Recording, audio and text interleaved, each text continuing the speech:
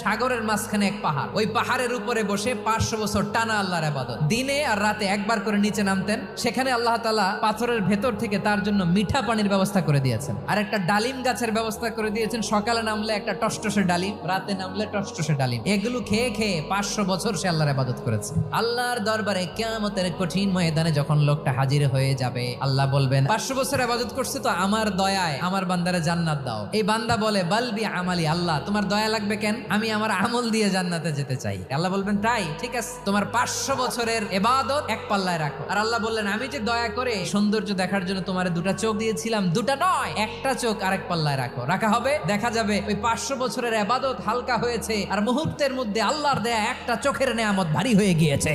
ফলাফল দেখো, হিসাব বলে তুমি এখন জাহান্নামে যাবা, যাও এবার জাহান্নামে যাও। এবার লোকটা কাচুমাচু করে বলে আল্লাহ এবার আমি বুঝতে পেরেছি তোমার দয়া ছাড়া দুনিয়ায় কেউ জান্নাতে যেতে পারবে না।